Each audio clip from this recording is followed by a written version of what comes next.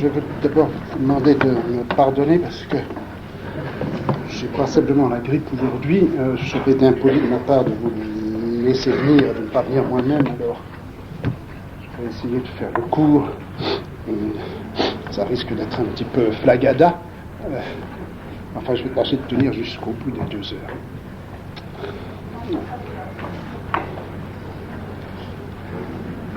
Bon, alors, je voudrais aujourd'hui continuer et terminer ce que j'avais commencé à vous dire à propos de la lettre 7. Vous vous souvenez qu'on avait repéré 2 séries d'éléments dans cette lettre 7, ceux qu'on avait étudiés la dernière fois. Et ces considérations concernaient l'activité même qui consiste pour un philosophe à entreprendre de donner des conseils à un prince, à quelqu'un qui exerce la politique. Ces considérations concernant l'activité même de conseil portaient, vous vous souvenez, sur les circonstances dans lesquelles il pouvait être opportun de donner des conseils, les raisons précisément pour lesquelles il fallait donner des conseils, et à travers cette question concernant le statut du conseil et du conseiller, ce qu'on avait pu voir se formuler, c'était une question beaucoup plus fondamentale, puisqu'il ne s'agissait de rien de moins finalement que de ce qu'on pourrait appeler le réel de la philosophie. À quelles conditions est-ce que la philosophie peut être autre chose qu'un logos, qu'un pur et simple discours? À partir de quel moment et dans quelles conditions est-ce qu'elle peut toucher le réel? Comment est-ce qu'elle peut devenir une activité réelle dans le réel? Eh bien, à la condition qu'elle entretienne un certain rapport à la politique, ce rapport qui est défini par la sum boulé, le conseil. Donc, ce rapport à la politique comme épreuve de réel pour la philosophie, pour le discours philosophique. C'était cela qu'on avait vu la dernière fois. Bon, maintenant, dans cette même lettre 7, il y a évidemment un autre groupe d'éléments, c'est ceux que je voudrais étudier aujourd'hui, et ces éléments, eh bien, ce sont bien entendu les conseils eux-mêmes. C'est-à-dire que dans cette lettre 7, qui est fictivement sans doute une lettre adressée aux amis de Dion, enfin fictivement, qui est essentiellement une lettre publique dans laquelle Platon, s'adressant de fait ou non aux amis de Dion, explique à ses lecteurs pourquoi et comment il a conseillé Denis d'abord, Dion d'abord, puis Denis, puis les amis de Dion. Bon. Dans cette lettre, donc, il y avait ces considérations sur le principe même du conseil, et puis il y a les conseils, et il donne en effet des exemples résumés au moins des conseils que successivement il a donnés aux différents Syracusains qui lui ont demandé son avis. Et ces conseils, c'est cela maintenant qu'il faut étudier dans leur forme, dans leur contenu, dans leur nature, dans ce qu'ils disent, etc. Et il me semble qu'autour de cette question du contenu même de ces conseils, on va voir se dessiner un autre problème, qui ne sera plus le problème de ce qu'est le réel de la philosophie, ou de ce que peut et doit être l'épreuve par laquelle la philosophie pourra définir son réel. Ce qu'on voit apparaître, me semble-t-il, dans le contenu même de ces conseils politiques, ce n'est ni plus ni moins que le mode d'être du souverain en tant qu'il a à être philosophe. Seulement, il ne faut pas anticiper parce que, aussi important que soit ce problème, les conseils que donne Platon risquent d'être passablement décevants quand on les regarde. En effet, ces conseils de politique que Platon se fait gloire d'avoir donné à Dion, à Denis, puis aux amis de Dion, ces conseils, quand on les regarde, ne semblent guère plus qu'une série d'avis d'ordre plus philosophique que politique, plus moraux que réellement politique, quelques thèmes généraux sur la justice et l'injustice, sur l'intérêt qu'il y a de toute façon à pratiquer la justice plutôt que l'injustice, quelques conseils de modération, des conseils aussi donnés aux deux parties en présence pour qu'ils se réconcilient, des conseils donnés aux souverains pour qu'ils pratiquent l'amitié avec les peuples soumis plutôt que de leur imposer un assujettissement violent, etc. Rien qui, au premier regard, puisse passer à dire vrai pour très intéressant. Je donne un exemple, par exemple, qu'il explique que lui-même, aidé de Dion, exhortait Denis à se préoccuper tout d'abord de s'assurer parmi ses parents et les camarades de son âge d'autres amis qui soient d'accord entre eux pour tendre vers la vertu et surtout de faire régner l'accord en lui car il en avait extrêmement besoin. Nous ne parlions pas, continue Platon, nous ne parlions pas, Dion et lui, à Denis aussi ouvertement car c'eût été dangereux, mais à mots couverts. Et nous insistions sur ce fait, que c'était là le moyen pour tout homme de se garder, lui et ceux qu'il gouvernait, et qu'agir autrement, c'était aboutir à des résultats absolument opposés.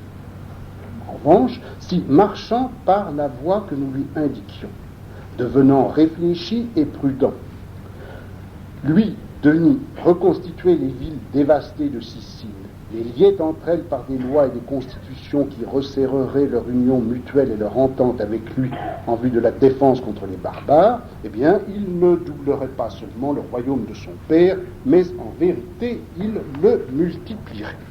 Vous voyez que dans ce genre de conseil, on est très loin de ce que pourrait être, de ce que seront un jour les arts de gouverner ou même simplement les réflexions politiques que peut faire quelqu'un qui a eu à pratiquer la politique et à réfléchir sur elle. On est loin du mémorial de Sainte-Hélène, loin du testament de Richelieu, loin de Machiavel, on est même loin du discours que Mécène était censé avoir tenu à Auguste et qui est rapporté par Dion Cassius. Mais si on veut garder simplement des références plus contemporaines à ce texte de Platon, on peut se référer à ce que quelques années auparavant, Thucydide avait mis dans la bouche de Périclès en fait de conseil aux Athéniens.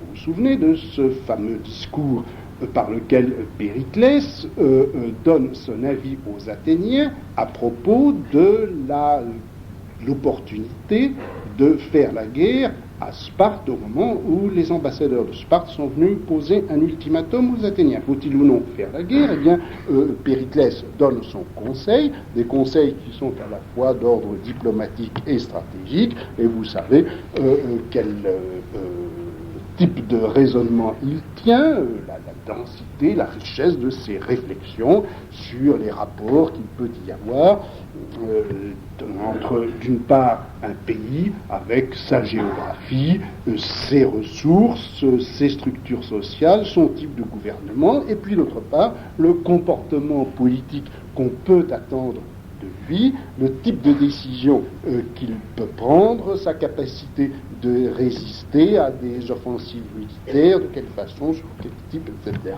Quel va être, si vous voulez, le type de volonté politique qu'un pays comme Sparte pourra opposer à Athènes à partir de considérations donc sur ces données géographiques, sociales, économiques. Bon. Il est clair qu'on a là un type d'analyse politique autrement riche et intéressant que ces quelques, entre guillemets, fadeurs que je viens de vous lire dans la lettre 7. Seulement, est-ce que précisément le problème n'est pas là ? Est-ce qu'il faut dire que Platon n'est rien d'autre après tout qu'un conseiller un peu plus moralisant, donc un peu plus naïf ? Est-ce qu'en tant que philosophe, il va donner à l'homme politique des conseils moins intelligents, moins informés, moins articulés que ceux de Périclès ou ceux que Thucydide prête à Périclès ? Bien, est-ce qu'en fait, il ne donne pas un autre type de conseil ? Les avis donnés par Platon à Dion, à Denis, aux amis de Dion. Ces conseils, est-ce qu'ils sont simplement de qualité moins bonne et d'élaboration politique plus fruste, ou est-ce qu'ils sont de nature différente que ceux qui ont pu être donnés par Périclès? En bref, si vous voulez, la question que je voudrais poser, vous voyez tout de suite dans quel sens je voudrais essayer de la résoudre, c'est celle-ci. Est-ce que Platon, quand il donne des avis, est-ce que le philosophe, lorsqu'il fait l'épreuve de réalité de son discours philosophique, est-ce que son rôle, est-ce que sa fonction, est-ce que son objectif, c'est de dire ce qu'il faut faire dans l'ordre de la décision politique, ou est-ce qu'il dit autre chose? Autrement dit, est-ce que la nécessité d'affronter la philosophie à la politique, est-ce que la nécessité pour la philosophie de demander son réel à l'affrontement à la politique, est-ce que ceci doit consister à formuler un discours philosophique qui soit en même temps un discours de prescription pour l'action politique, ou bien est-ce qu'il s'agit d'autre chose? Bon, eh bien c'est cette question-là, et si c'est autre chose, de quoi s'agit-il? Bon, c'est cette question-là donc que je voudrais essayer de débrouiller un peu aujourd'hui.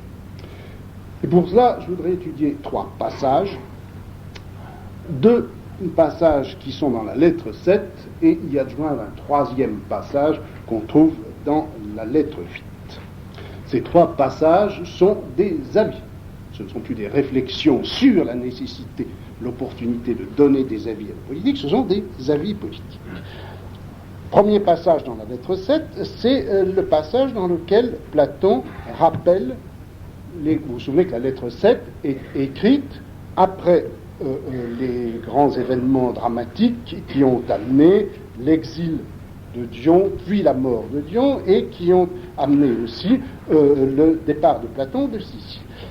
Dans cette lettre 7, donc, écrite après ces événements dramatiques, dans un premier passage, il rappelle les conseils qu'il a donnés à Denis, à l'époque où il était à la cour de Denis et où celui-ci faisait semblant de s'intéresser à la philosophie. Alors donc on a un premier passage où il rappelle ces conseils-là, et puis un second passage, que j'étudierai ensuite, c'est un passage dans lequel, parlant dans l'actualité même de la lettre qu'il est en train d'écrire, il dit, bon, la situation étant maintenant ce qu'elle est, mes premiers conseils à Denis ayant échoué, Dion ayant été exilé puis étant mort maintenant, et vous restant seul,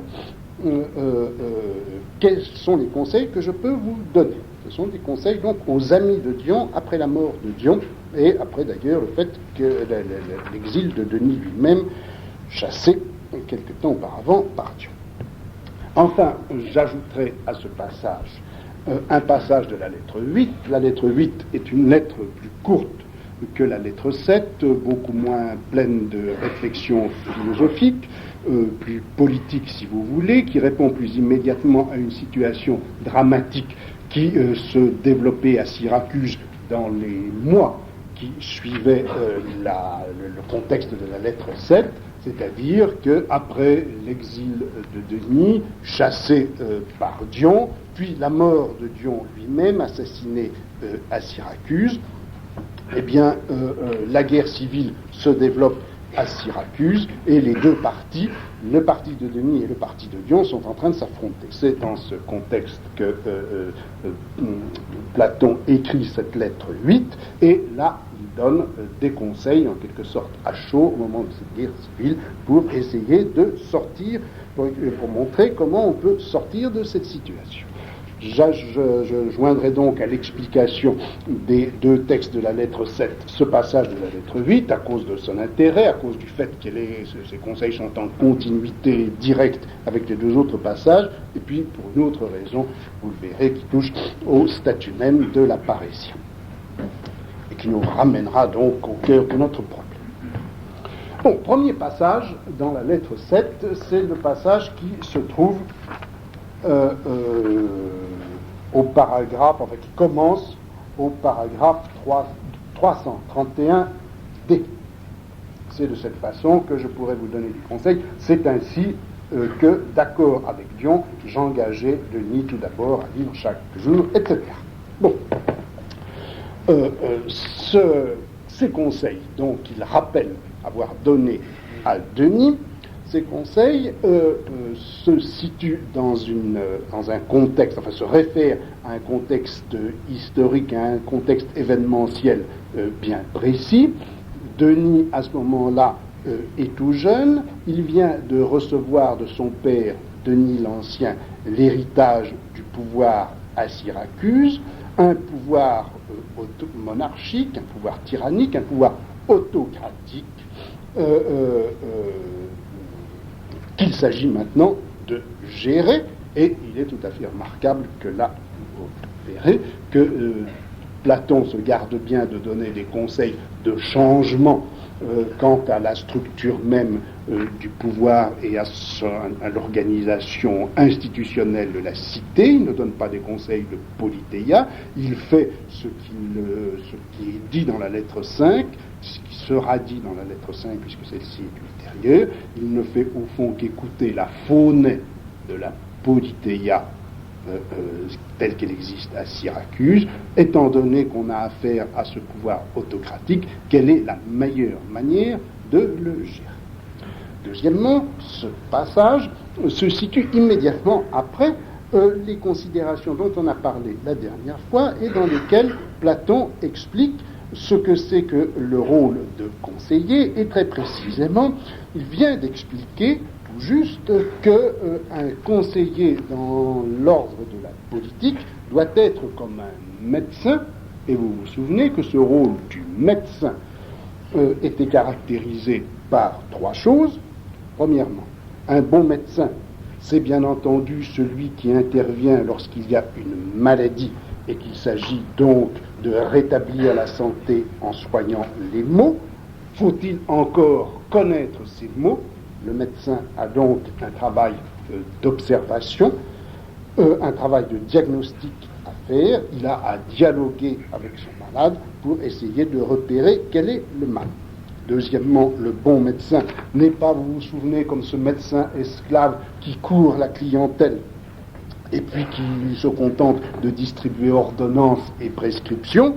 Le bon médecin est celui qui persuade, c'est-à-dire qui parle à son malade et qui le convainc et de la maladie qui le travaille et des moyens pour la guérir. Enfin, troisièmement, le bon médecin n'est pas simplement celui qui diagnostique en réfléchissant, celui qui persuade en parlant, il est aussi celui qui arrive par sa persuasion à convaincre son malade qu'il ne suffit pas de prendre des médicaments, mais de changer totalement sa manière de vivre, son régime, sa diète. Bon, eh bien, ce sont, je crois, ces trois fonctions médicales qui sont mises en jeu dans les conseils, dans cette première série de conseils que Platon rappelle avoir donnés à Denis. Il me semble que dans ces pages de Platon, on peut repérer ces trois fonctions.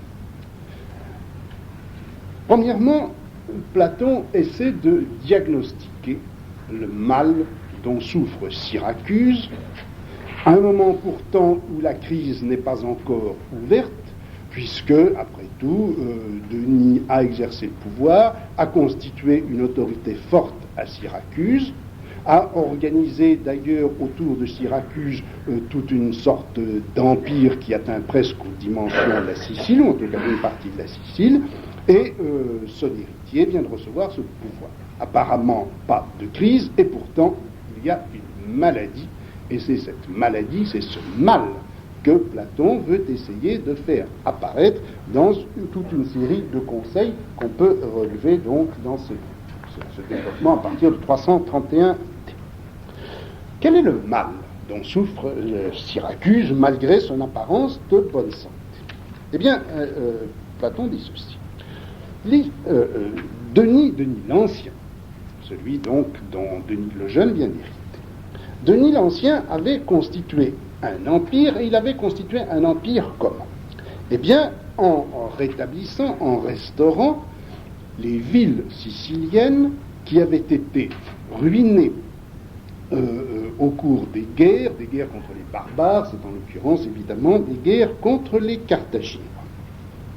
Or, ces villes qu'il a reconquises les Carthaginois, qu'il a libérées des Carthaginois, non sans qu'elles aient été ruinées, ces villes, il les a bien rétablies. Mais, c'est là où intervient un premier symptôme de maladie, c'est ceci, c'est qu'il n'a pas été capable, dit le texte, Denis n'a pas été capable de constituer dans ces villes des politeiai pistai, des constitutions, enfin des régimes qui soient fiables, sûrs, qui puissent engendrer la confiance.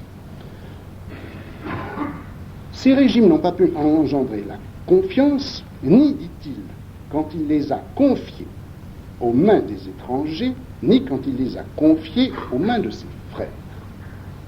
Alors on s'aperçoit à ce moment-là de ce que signifie ce mot de politeiai pistai, de ces constitutions, de ces régimes fiables. Fiables ici ne veut pas du tout dire que ce seraient des régimes qui seraient sûrs, stables, qui engendreraient, permettraient aux citoyens d'être confiants dans leurs propres gouvernants ou les gouvernants confiants dans ceux qu'ils gouvernent.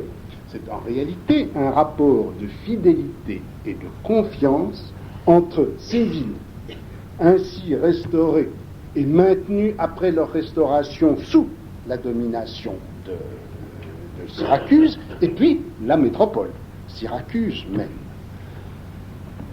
Ces villes restaurées, Denis les a confiées, soit à la gestion, à l'administration, au gouvernement de main étrangère, soit encore, il les a confiés à ses propres frères, à lui, Denis, dont il a fait des individus riches et puissants, mais ni ses étrangers, ni ses frères, ni l'administration des uns, ni l'administration des autres n'a été capable d'établir d'établir un rapport de confiance entre Syracuse et ses différentes politeiai. Et il développe cette idée en ajoutant que, d'une façon générale, Denis a été incapable d'établir ce qu'il appelle koinonia archon. Koinonia archon, c'est la communauté des pouvoirs, c'est le partage du pouvoir. C'est, si vous voulez, ce que nous pourrions appeler la distribution du pouvoir.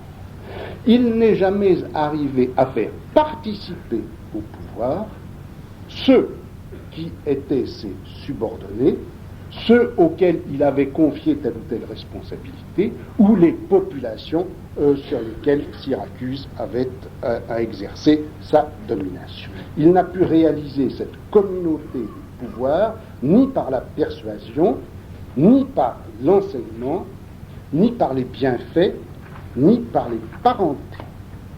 Et finalement, le diagnostic de Platon se formule ainsi: Denis a bien en effet conservé son pouvoir à Syracuse et le pouvoir de Syracuse sur les autres cités. Il l'a conservé, mais il ne l'a conservé qu'avec peine. Pourquoi? Parce que, dit-il, il a voulu faire de la Sicile mia polis, une seule ville, une seule et unique ville, et il n'a pas eu lui-même d'amis ou de gens de confiance, Philon et Piston. Je crois que cette très brève description du gouvernement de Denis et du mal dont souffre la Sicile est intéressante. Elle est intéressante parce que, vous le voyez, il ne s'agit aucunement dans ce diagnostic de critiquer ce que pourrait être un gouvernement monarchique, autocratique ou tyrannique. Ou en tout cas, s'il y a bien implicitement une critique de la tyrannie ou de la monarchie ou du pouvoir autocratique, ce n'est pas en lui-même, ce n'est pas dans sa structure, ce n'est pas dans son système institutionnel. Ce sont dans deux défauts qui ont été les défauts du gouvernement de Denis, à savoir vouloir faire de la Sicile une seule ville, c'est-à-dire au fond n'avoir pas été capable de constituer un empire sous une forme plurielle, de n'avoir pas pensé comme il faut, si vous voulez, les dimensions et la forme de cette nouvelle unité politique que serait une sorte d'empire. Le cadre de la police, qui était bien le cadre dans lequel pouvait se développer, s'instaurer, s'institutionnaliser et jouer comme il faut les rapports de pouvoir, ce cadre de la police n'est pas susceptible, n'est pas capable de régler ce que doivent être les pouvoirs à l'échelle de ce qui était à ce moment-là une unité politique grande par rapport à la cité grecque, à savoir quelque chose comme la Sicile. Et vouloir appliquer le module de la cité grecque à quelque chose de relativement grand et complexe, ce qui était absolument grand et complexe pour les Grecs et pour la cité grecque, à savoir un ensemble de villes à l'échelle de la Sicile, cela a été la faute. Et la deuxième faute, qui est d'ailleurs la réciproque de cela, ou qui en est aussi la cause, c'est que il n'a pas pu établir des rapports d'amitié et de confiance. Ces rapports d'amitié et de confiance avec les autres chefs, avec ceux qui gouverneraient les autres villes, ces rapports de confiance et d'amitié auraient permis qu'au lieu de vouloir appliquer le module de la ville unique et unitaire, chaque ville aurait pu garder son indépendance. Et chaque ville ayant gardé son indépendance, à ce moment-là, il aurait pu y avoir des rapports d'amitié et de confiance entre les chefs de ces villes subordonnées, fédérées, colonisées, etc., et puis lui-même chef de Syracuse.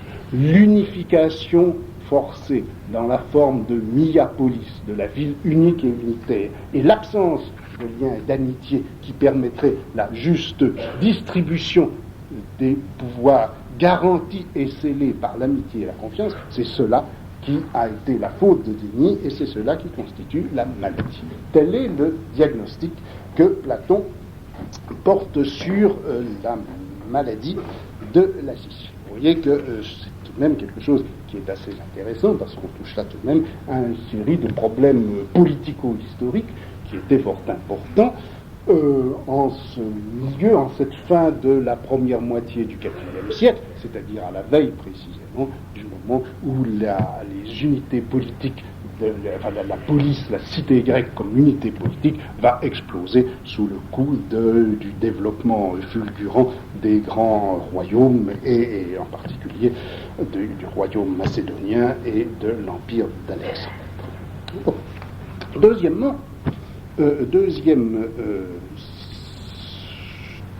niveau des conseils donnés par Platon, après donc ce diagnostic médical, deuxième fonction du conseiller médecin, du conseiller philosophe, vous disiez, c'est persuader. Le bon médecin diagnostique, deuxièmement, le bon médecin persuade. Et c'est pour ce travail de persuasion, je crois, c'est dans cette fonction persuasive que Platon, dans cette série de conseils qu'il se rappelle avoir donné à Dion, évoque des exemples. Selon les principes de la rhétorique du travail de la vérité dans un discours grec, l'exemple est fait pour persuader. Et il donne deux exemples. L'exemple de la Perse et l'exemple d'Athènes. L'exemple de la Perse, d'abord. C'est intéressant de voir que cet exemple est donné. Car si vous le savez, la Perse a été longtemps, et en particulier, a été pendant tout le 5e siècle, l'exemple en quelque sorte répulsif, négatif pour la pensée grecque, régime autocratique, régime violent, grand empire qui assujettit les autres, etc. La Perse, au contraire, est en train de devenir au IVe siècle, un exemple positif, du moins dans l'esprit d'un certain nombre de gens qui s'opposent à la démocratie traditionnelle. En tout cas, c'est cet exemple de la Perse que Platon donne à plusieurs reprises dans ses textes tardifs. Vous vous souvenez que dans les lois, et en particulier au livre 3 des lois, Platon se réfère au régime perse et très précisément à la manière dont Cyrus gouverne. Vous vous souvenez, je vous avais cité ce passage, Platon y explique comment Cyrus est arrivé à donner place à la parésia, dans son propre entourage, dans sa cour, lorsque il a permis aux gens les plus avisés de son entourage de lui donner en toute franchise les conseils dont il pouvait avoir besoin. Vous trouvez ça au livre 3 des lois. Eh bien, cet exemple si positif de la Perse, on peut aussi trouver dans ce dialogue dont je vous ai parlé, qui s'appelle l'Alcibiade, et dont encore une fois, on ne sait pas s'il est tardif ou précoce, on y trouve une référence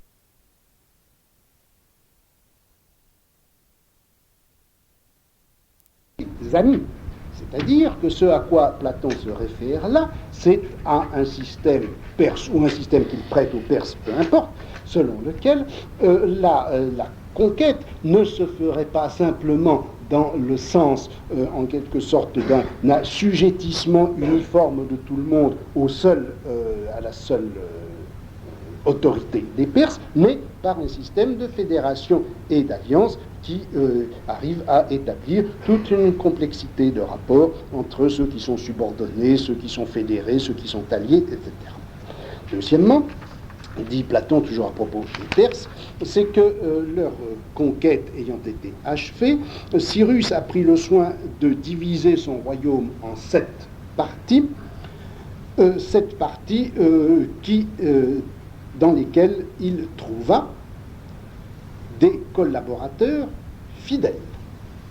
Et c'est cette gestion des 7 parties du royaume perse, sur ce 7, d'ailleurs, il semble que Platon fasse une erreur historique ou qu'il se réfère en tout cas à un découpage qui n'est pas attesté ailleurs, peu importe.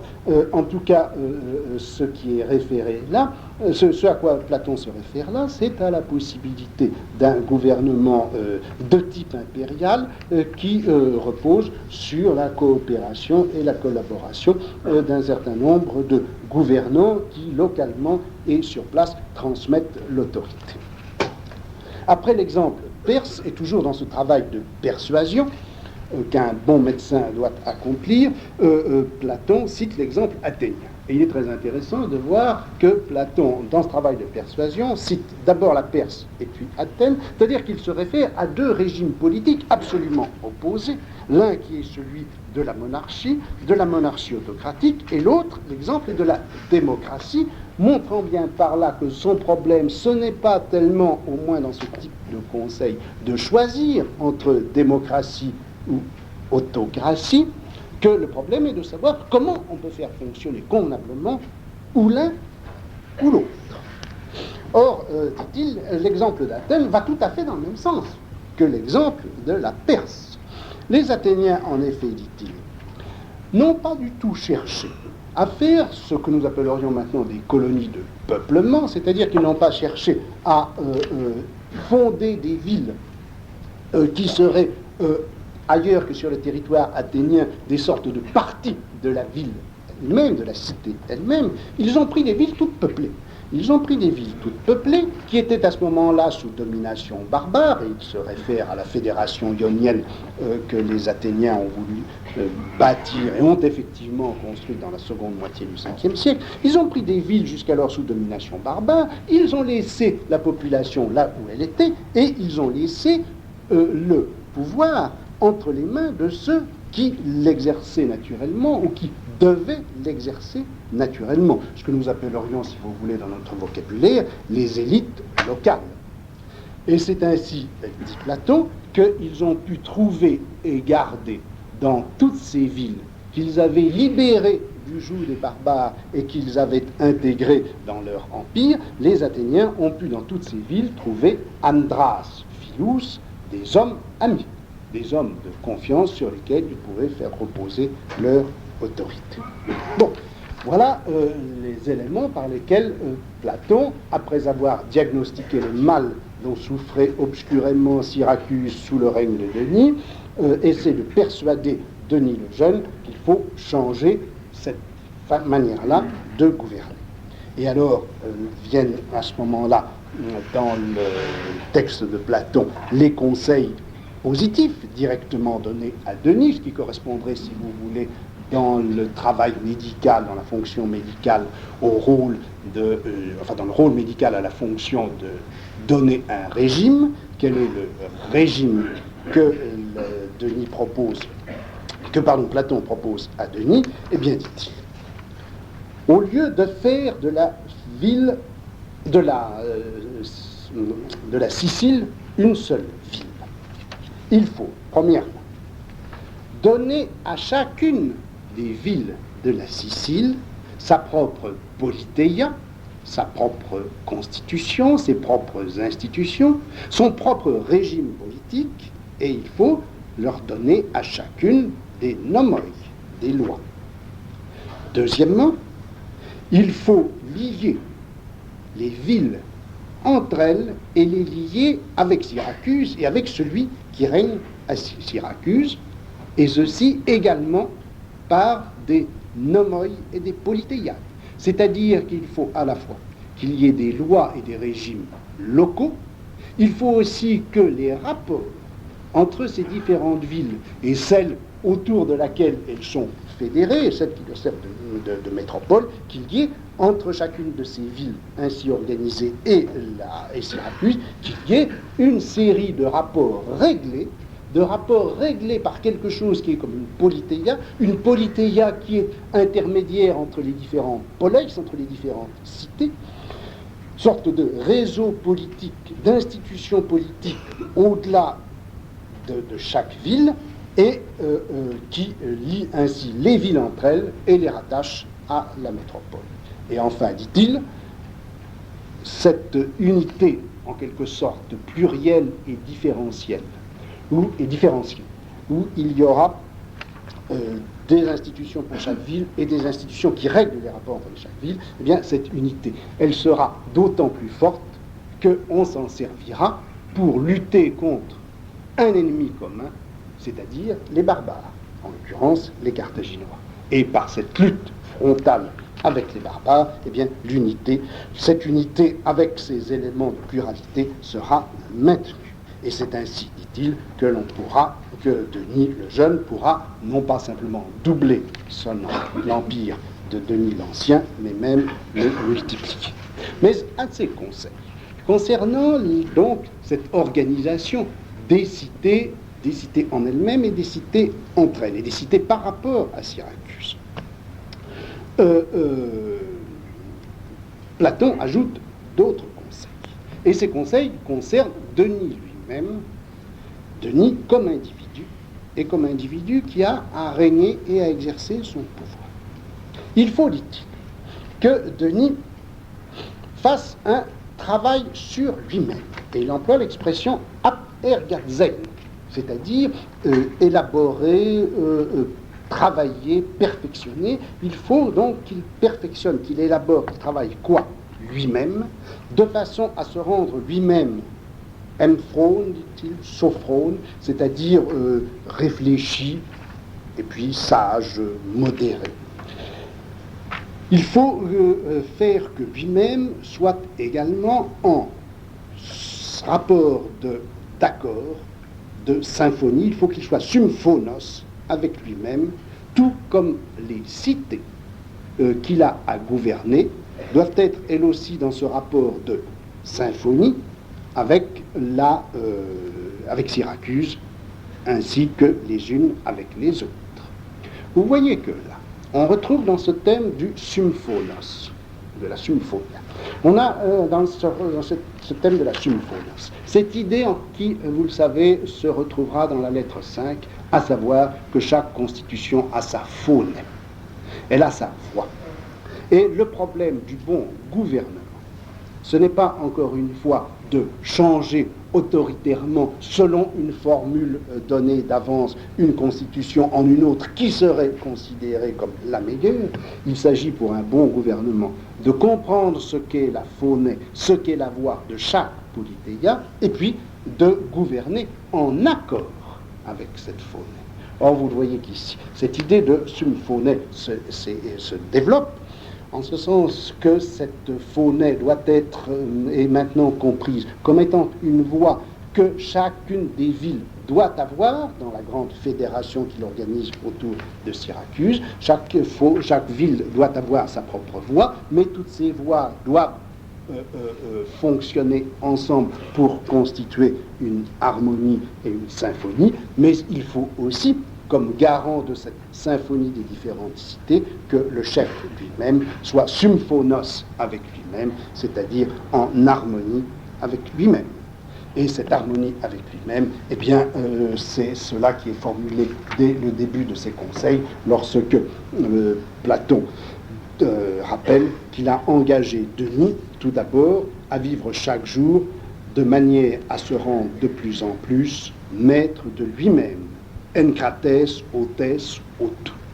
Et cette expression est intéressante, enkrates, autos, autou, parce que vous savez que enkrates, dans son sens le plus général, désigne, enfin enkrates, c'est exactement être maître, et être maître de soi-même. Et d'une façon courante, enkrates désigne cette maîtrise de soi sur ses propres désirs, sur ses propres appétits, et tout particulièrement la tempérance à l'égard de la nourriture, du vin et des plaisirs sexuels. Or, ici, le renforcement de l'expression enkrates, autes, autou indique bien qu'il faut lui donner un sens plus général, même si ce sens particulier est présent. Le chef, celui qui commande, le souverain, doit être en effet maître de lui-même, en ce sens qu'il est tempérant, qu'il est capable de tenir ses désirs dans les limites convenables, de les mesurer, et par conséquent d'éviter toutes ces discordances qui empêchent la symphonie. Mais cette tempérance, elle est bien expliquée comme étant un certain rapport de pouvoir de l'individu sur lui-même. Enkrates, autes, autou, maître de lui par rapport à lui-même, si vous voulez. Enfin, il y a dans ce redoublement par rapport au sens familier d'enkrates, qui veut dire maître de lui, le fait que Platon rajoute autos, autou, indique bien que ce qui est bien désigné là, ce n'est pas la qualité de la vertu de tempérance telle qu'elle est en général définie, mais bien un certain rapport de pouvoir de lui-même à lui-même. Et c'est cela qui va sceller en quelque sorte le bon gouvernement que Denis devrait être capable de faire régner à Syracuse et sur les alliés de Syracuse. Donc, voilà ce qu'on peut trouver dans cette première série, cette première vague de conseils que Platon donne dans cette lettre 7.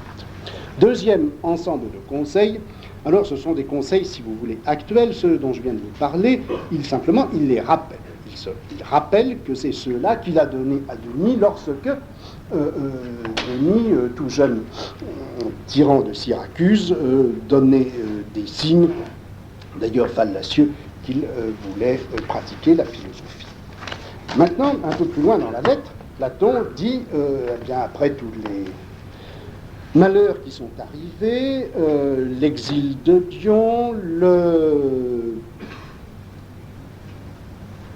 la guerre civile, enfin l'affrontement entre les partisans de Dion et Denis, l'exil de Denis, le retour de Dion, la mort de Dion, etc. Dans la situation où on est maintenant, quels sont les conseils que je peux vous donner à vous, les amis de Dion, maintenant qu'il est mort? Ce passage commence par une indication qu'il faut relever, et qui est celle-ci, c'est que, dit-il, les conseils que je vais vous donner maintenant dans cette situation qui est nouvelle, eh bien, ne vous faites pas d'illusions, ce sont exactement les mêmes conseils. Et aute sum. Ce sont les mêmes conseils que je vais vous donner d'une façon encore plus solennelle, comme s'il s'agissait d'une troisième libation. Alors là, Platon fait allusion en fait à deux choses. Premièrement, si vous voulez, au fait qu'il considère toujours qu'il a donné à Syracuse, premièrement, des conseils en la personne de Dion, à la personne de Dion. Deuxièmement, qu'il en a donné à Denis, ce dont on vient de parler, et que maintenant, aux amis de Dion, il va donner une troisième série de conseils. Donc il recommence pour une troisième fois à donner des conseils. Et deuxièmement, il fait allusion à ce rituel qui veut que la troisième libation que l'on fait dans un banquet est la plus solennelle. C'est la plus solennelle parce que c'est celle que l'on adresse à Zeus, ou très exactement à Zeus sauveur, à Zeus dans la mesure où il sauve. Eh bien, ces conseils, répétés ainsi comme dans une troisième libation, sont destinés à sauver Syracuse. Ce sont les mêmes conseils, et pourtant on peut remarquer qu'entre cet ensemble de conseils donnés aux amis Dion et puis les conseils qu'il rappelait avoir donnés à Denis, il y a comme une différence d'accent. Une différence d'accent, premièrement, parce que peu de choses sont dites sur, disons, le système impérial, sur le problème du rapport entre Syracuse et les autres cités. Il se contente de dire simplement qu'il faut que chaque cité ait ses lois. En revanche, et c'est tout à fait normal, puisqu'on est actuellement, au moment où il parle, dans une situation où la guerre civile est sur le point d'éclater à Syracuse, et où les deux parties s'affrontent, Denis d'une part exilé mais qui essaie de revenir, les amis de Dion privés de Dion mais qui sont dans la cité. Donc dans cette situation où la guerre civile menace, c'est évidemment le problème de la politéia de la ville elle-même, la politéia de Syracuse, qui est l'élément le plus important, l'enjeu le plus important dans les conseils à donner. Et c'est là que Platon esquisse quelques mesures à prendre qui concernent bien en effet l'institution, les institutions et l'organisation de la cité. Il dit qu'il faudrait s'adresser à quelques sages dont on reconnaîtra la sagesse à un certain nombre de signes bien clairs et évidents. Pour reconnaître les sages dont on a besoin dans une cité, il faut bien entendu qu'ils aient femmes et enfants. Il faut deuxièmement qu'ils soient descendants d'une bonne lignée, d'une bonne famille. Il faut enfin qu'ils aient une fortune qui soit suffisante. En gros, dit-il, on doit trouver à peu près 50 personnes de cet ordre sur 1000. Et ce sont ces sages auxquels on demandera de proposer des lois. Vous voyez que là, Platon ne se donne pas du tout comme un nomothète lui-même. Les conseils qu'il donne ne consistent pas à dire « voici les lois que la cité devrait observer ».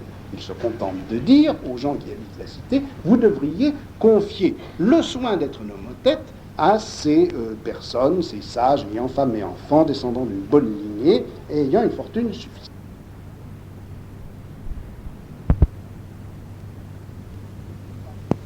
Il ne faut pas que les vainqueurs fassent la loi aux vaincus, il faut établir koinos nomos, une loi commune. Mieux encore, il faut aller plus loin que cela. Non seulement il faut que la loi soit commune, mais il faut que ceux qui sont vainqueurs et qui par conséquent exerceront la plus grande influence dans la cité, il faut que les vainqueurs montrent qu'ils sont plus soumis encore aux lois que les vaincus eux-mêmes. Et ceci nous amène à ce qui constitue le développement le plus important de ces conseils, de ce passage, c'est le problème de la formation morale des individus. Comment est-ce que ceux qui sont vainqueurs pourront se montrer, pourront être plus soumis aux lois que ceux qu'ils ont vaincus? Eh bien, il faut à cela deux choses, une formation théorique et une formation morale. Premièrement, la formation théorique. Formation théorique, le texte est intéressant parce que vous vous souvenez combien Platon, je vous le rappelais la dernière fois, avait été irrité des prétentions théoriques et spéculatives de Denis qui avait voulu montrer combien il savait de philosophie en écrivant des textes qui montraient à la fois que, puisqu'il écrivait, il ne comprenait pas ce qu'était le sens même de la philosophie, que d'autre part, les conseils, le savoir philosophique qu'il montrait n'était rien d'autre que le recopiage de ce que Platon lui-même avait dit. Donc, il s'était montré extrêmement méfiant à l'égard de ce qu'on pourrait appeler le savoir théorique de l'homme qui a à exercer le pouvoir politique. Or, quel est le type de formation théorique qu'il demande aux partisans de Dion de mettre en jeu pour pouvoir, eux, s'ils sont vainqueurs, se montrer plus soumis aux lois que les vaincus eux-mêmes? Eh bien, l'enseignement théorique qu'il donne, il est très simple. Il n'est rien d'autre qu'une sorte de variation sur un thème que l'on trouvait dans le Gorgias et dans d'autres textes de Platon, à savoir qu'il faut de toute façon toujours mieux être juste, même si l'on est infortuné, que d'être injuste, même si l'on est fortuné. Et il prend justement pour exemple Dion et Denis. Ce n'est pas bien sûr que Denis soit très fortuné puisqu'il a été exilé par la révolte qui s'est faite contre lui, mais après tout, il est vivant. Dion, en revanche, peut être considéré comme infortuné, puisque, bien qu'ayant chassé Denis, finalement, il a été assassiné à Syracuse. Pourtant, entre Dion mort, mais qui a été juste, et Denis vivant, qui a été injuste, c'est le destin de Dion qu'il faut préférer, c'est le mode de vie de Dion qu'il faut préférer.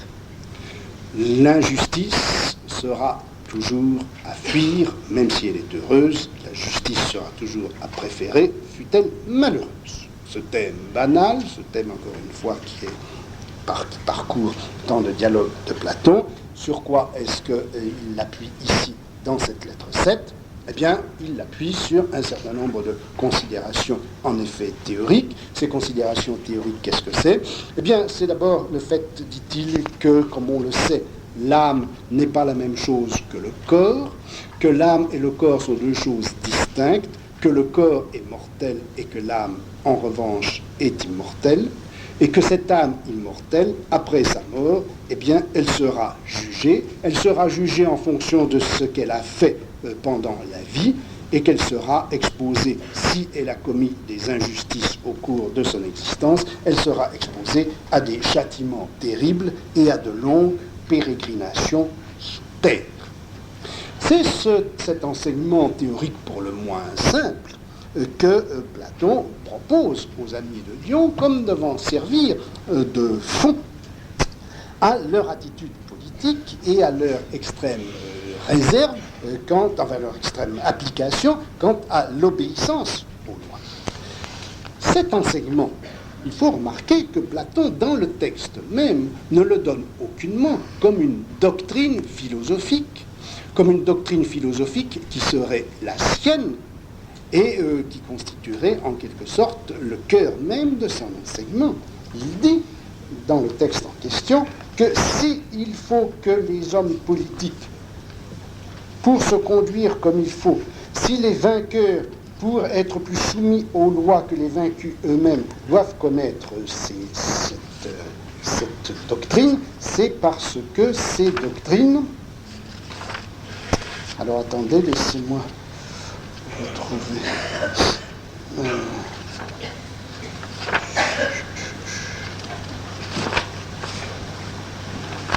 Voilà. Il faut croire, leur dit-il, il faut croire à ces vieilles et saintes traditions qui nous révèlent l'immortalité. Ces vieilles et saintes traditions, le texte les appelle tois palaios dekai hierois logos. Ces discours qui sont à la fois anciens et sacrés. C'est-à-dire que ce n'est pas du tout la pensée philosophique de Platon lui-même qui est ici représentée, ce qui fait son autorité. Et les raisons pour lesquelles ceux qui ont à commander aux autres doivent s'y soumettre, c'est le fait à la fois que ce sont des discours anciens, des discours déjà connus, qui tiennent leur autorité de leur ancienneté, et en même temps des composantes sacrées, des composantes religieuses qui les marquent. C'est ces discours non philosophiques, c'est ces discours de croyances religieuses et de traditions sacrées qui doivent constituer le fond théorique auquel se réfère l'homme politique.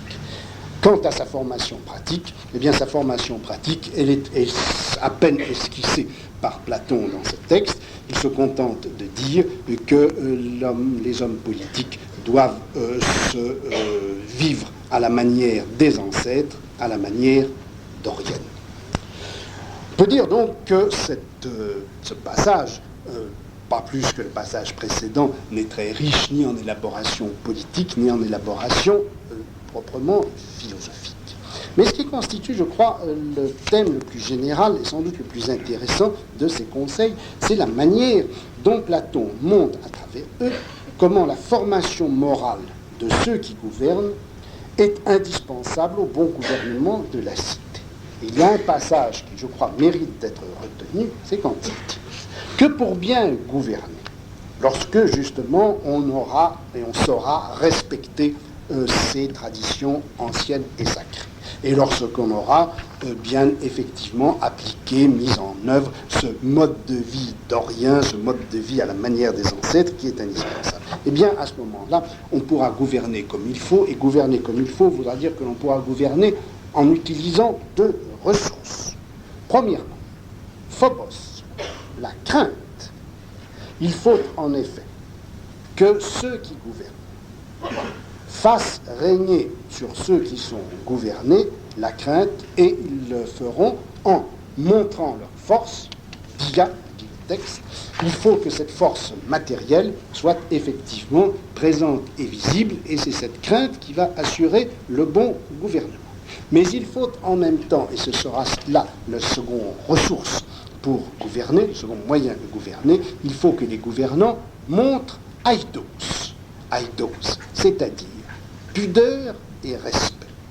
Ce respect, c'est aidos, ce n'est pas là le respect et l'aidos, ou ce n'est pas en tout cas là directement le respect que ceux qui sont gouvernés doivent à ceux qui sont gouvernants, mais il faut que cet aidos, ce respect, ce soit un rapport en quelque sorte intérieur des gouvernants à eux-mêmes, un respect des gouvernants par rapport à leurs obligations, par rapport à la cité et par rapport aux lois de la cité. Et c'est cet aidos qui fera que l'on est capable de se soumettre aux lois comme un esclave. Il emploie le terme douleuil. Être esclave de la loi, vouloir se constituer esclave de la loi, c'est cela qui va caractériser l'aidos, le respect de ceux qui gouvernent, ce respect à l'égard d'eux-mêmes, de la cité et des lois, et c'est ce respect-là qui va entraîner ensuite le respect que les autres, ceux qui sont gouvernés, pourront avoir à leur égard. Il faut donc comprendre que aidos est une vertu qui caractérise le rapport des gouvernants des dégouvernés aux gouvernants, mais qui caractérise aussi et surtout l'attitude des gouvernants à l'égard d'eux-mêmes.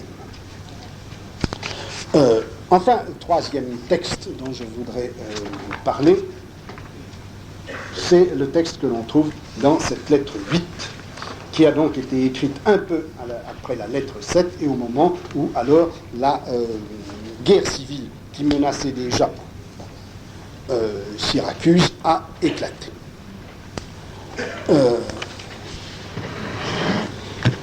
Ce texte est intéressant pour deux raisons.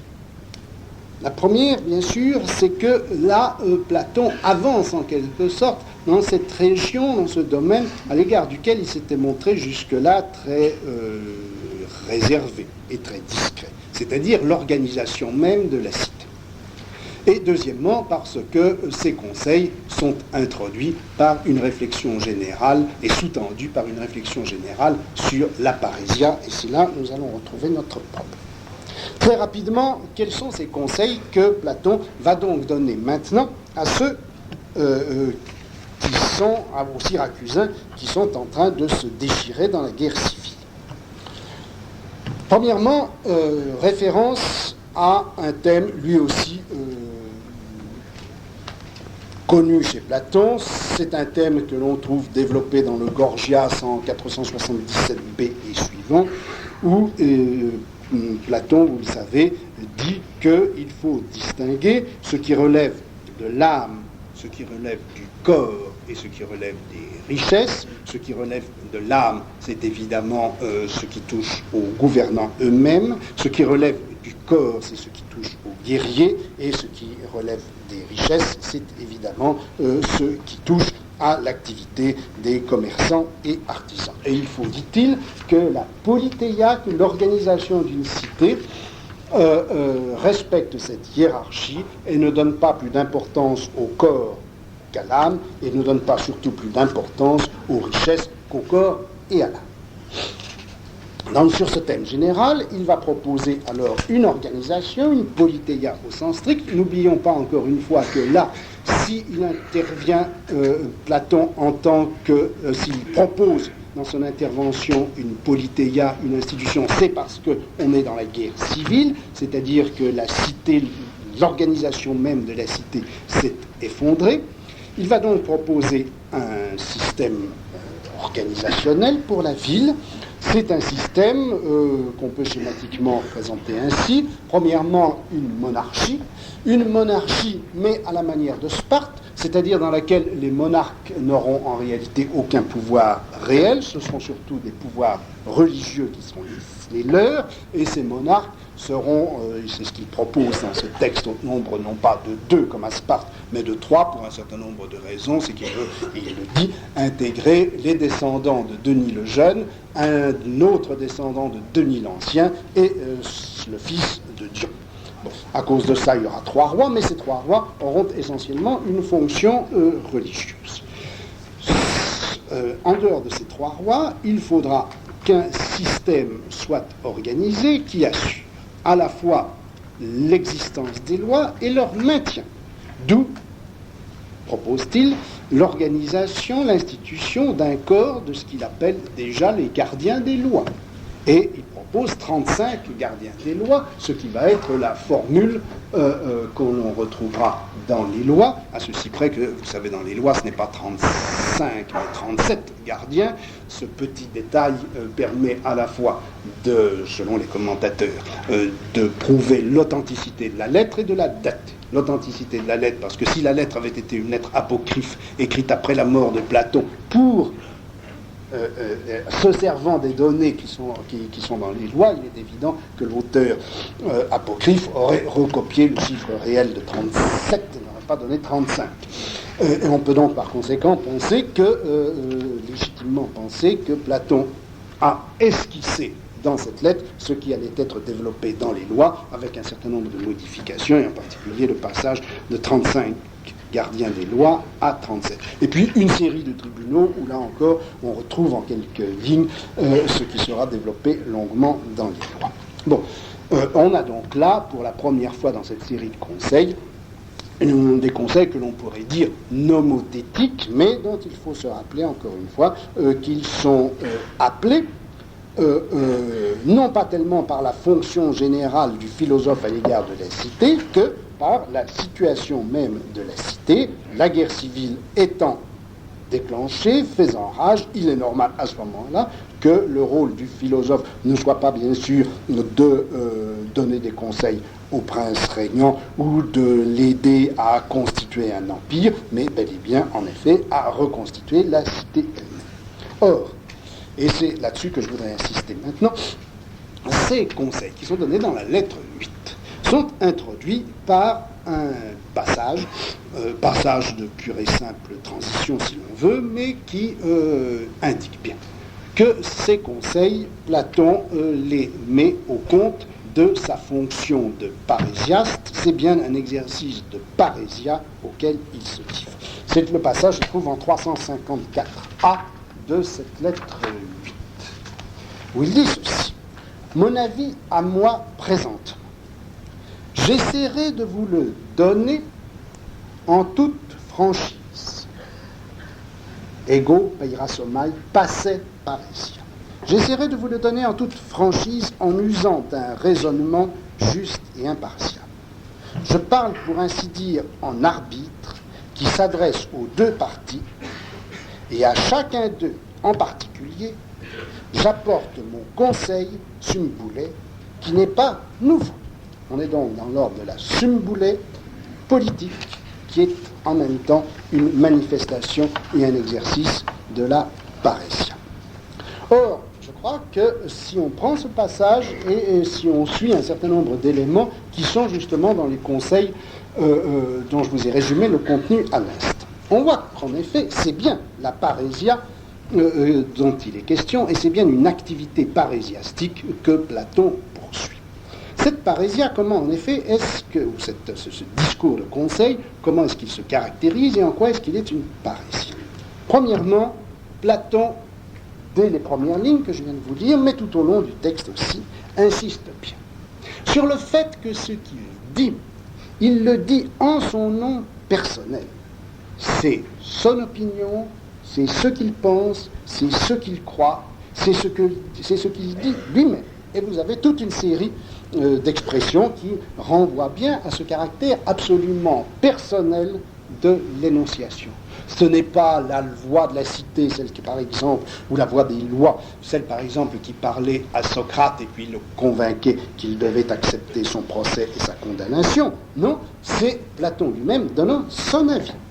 Oite moi fainetai, ce qu'il me semble à moi, j'essaierai pour ma part de vous convaincre, je vous dis, voilà quel est aimé sumbule, mon conseil, en 354c, vous trouvez, voici donc ce que mon discours présent recommande à tous, etc. C'est bien son discours. Or, ce caractère personnel du discours se trouve à un moment donné comme cassé, biaisé, par le fait que, après avoir ainsi parlé en son nom, Platon dit le plus simple au fond, c'est que je fasse parler non pas moi-même, mais Dion, ou plutôt que je vous dise ce que Dion, qui est mort maintenant, qui a donc été assassiné depuis un certain temps, ce qu'il vous aurait dit. Et je vous cite ce que Platon vous aurait dit, je reconstitue ce que Platon vous dirait ce que Dion vous dirait dans les circonstances actuelles, parce qu'au fond, notre avis est commun. Et c'est là, je crois, où on peut voir qu'en faisant intervenir Dion, ce personnage mort selon un procédé rhétorique qui est absolument connu dans l'éloquence grecque, faire intervenir un mort pour valider ce qu'on est en train de dire, cette intervention d'un mort n'est pas pour Platon une manière de se dégager de sa fonction de parésiaste, puisque, premièrement, il fait valoir que ce que dit Dion, c'est ce qu'il pense lui-même et que leur avis est commun. Koinos, c'est un koinos logos à Platon et à lui Dion. Il a rappelé d'ailleurs que Dion a été formé par lui, c'est donc son opinion à lui, Platon. Simplement, s'il fait intervenir Dion, outre si vous voulez, la convention rhétorique qui permet de faire intervenir un mort pour appuyer encore davantage l'autorité de ce qu'on dit, il ne faut pas oublier justement que Dion est aussi quelqu'un qui a payé de sa vie le dire vrai qu'il a opposé à Denis et qu'il a essayé de faire valoir dans Syracuse. C'est bien comme parésiaste, ayant risqué jusqu'à sa vie et ayant payé de sa propre vie son dire vrai, c'est bien en tant qu'il est cela que Platon le fait intervenir à côté de lui. Deuxièmement, dans ce texte, il faut remarquer que la parésia que Platon déploie se caractérise par une sorte de tension entre le caractère de conseil tout à fait particulier, conjoncturel qu'il donne. Platon ne cesse au long du texte de rappeler que l'avis qu'il donne, il le donne en fonction de la situation actuelle. C'est ce qui lui paraît maintenant, il emploie l'expression tanune, pour l'instant. Ce sont aussi des conseils qu'il rapporte à la lutte, à la guerre civile qui est en train de se développer, au fait qu'il rappelle un certain nombre de conjonctures concernant l'histoire même de la Sicile, mais cette parésia, qui est donc ainsi un discours de circonstance, de conjoncture. Ce discours est en même temps référé à des principes généraux et constants. Il rappelle que son avis, ça a été toujours son avis, sa sumbule est restée la même, et il utilise un certain nombre de principes ou règles générales. Il rappelle par exemple que la servitude et la liberté, quand l'une et l'autre sont exagérées, constituent des grands maux. Il emploie des formules du genre de celle-ci, la douleia, l'esclavage, la soumission à l'égard de Dieu est quelque chose qui correspond à la juste mesure, mais la douleia à l'égard de l'homme est toujours hors mesure. Donc, si vous voulez, vous avez un discours de parésia qui est tendu entre la référence à des principes généraux et la référence à des circonstances particulières. Troisièmement, cette parésia est un discours qui s'adresse à tout le monde, à l'une et l'autre partie dans l'affrontement syracusain. C'est, dit-il, un logos koinos. Voici ce que mon discours recommande à tous, dit-il en 354c. En 355a, il dit: les conseils que je donne, je prie les amis de Dion de les communiquer à tous les syracusains. Et tout à fait à la fin du texte, il dit, c'est en 357b, voilà ce que je conseille à tous, passi sum puleo. Voici ce que je conseille à tous de décider et d'entreprendre koine, en commun. J'appelle tout le monde, parakalo pantas, à entreprendre ces actions. Mais tout en appelant tout le monde, tout en s'adressant à tout le monde, le discours de Parésia s'adresse aussi à chacun, et s'adresse aussi à chacun des deux parties. C'est ce qu'il dit tout à fait au début du texte, dans le passage que je vous citais, où il disait « Je parle à tous et je parle en même temps à chacun d'eux comme s'il était seul ». C'est-à-dire que ce n'est pas simplement ce discours général qui s'adresse à la cité pour lui imposer prescriptions et lois, c'est bien un discours de persuasion qui s'adresse à chacun pour obtenir de lui un certain comportement, une certaine conduite, une certaine manière de faire. Enfin, plutôt quatrième caractère de cette parésia, c'est ceci, c'est que Platon dit que s'il parle ainsi et s'il s'adresse aux deux parties qui sont en présence en Sicile, c'est à titre de diaithètes. À titre de diaithètes. Cette expression, ce terme diaithètes est un terme juridique qui désignait dans le droit athénien l'arbitre. L'arbitre auquel, plutôt que de se porter devant les tribunaux, on avait recours pour régler un litige.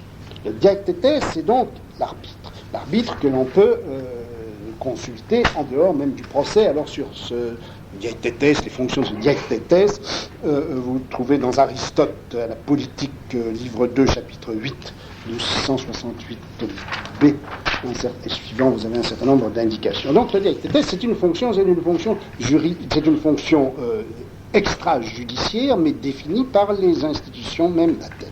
Il ne faut pas oublier que diaithètes, l'étymologie le montre bien, c'est celui qui donne la diète, c'est celui qui donne le régime. Et les deux sens du mot diaithètes sont attestés dans le grec classique, le diaithètes ou la diaithia. La diaithia,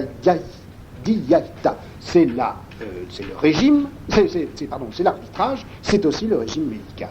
Et le diaithètes, c'est celui qui est arbitre, mais c'est celui également qui donne le régime à ceux qui en ont besoin.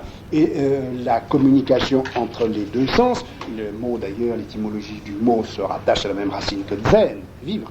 La communication entre les deux sens, arbitrage et diète, est évidente dans la mesure où la diète, c'est précisément l'ensemble des règles par lesquelles on peut arbitrer l'opposition entre les différentes qualités et les différentes humeurs, entre le chaud et le froid, entre le sec et l'humide, entre les différentes humeurs qui constituent le corps. C'est cet arbitrage qui constitue la diète, le régime médical. Et par conséquent, quand Platon, en tant que parésiaste, dit qu'il est diaithètes, il est à la fois l'arbitre entre les différentes parties et celui qui donne le régime médical de la cité, et qui va donc permettre l'arbitrage entre ces différentes puissances. Enfin, dernier caractère de cette parésia, c'est que cette parésia est là à s'affronter à la réalité, et à plusieurs reprises, Platon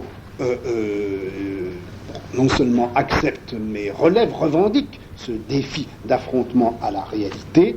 Le discours qu'il donne, les conseils qu'il propose, il accepte que la réalité, il demande même que la réalité montre s'ils sont vrais ou faux. La vérité que je vous conseille, dit-il, si vous faites l'expérience de mes affirmations présentes, eh bien, vous en éprouverez réellement l'effet. Ergo gnoseste, vous le saurez dans la réalité.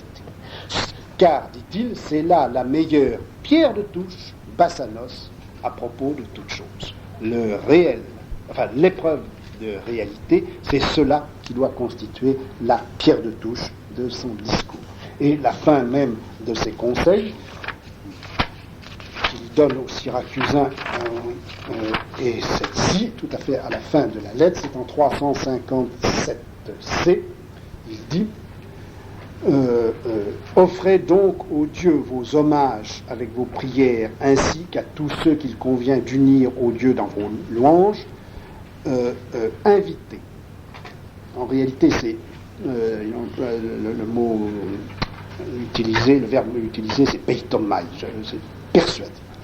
Persuader, presser amis et ennemis amicalement et sans relâche, jusqu'au jour où toutes nos paroles, les paroles qui viennent d'être dites, tous les conseils que Platon vient de donner, ou toutes ces choses qui viennent d'être dites et qui sont semblables à un rêve divin qui viendrait vous visiter pendant la veille, deviendront pour vous une éclatante et heureuse réalisation.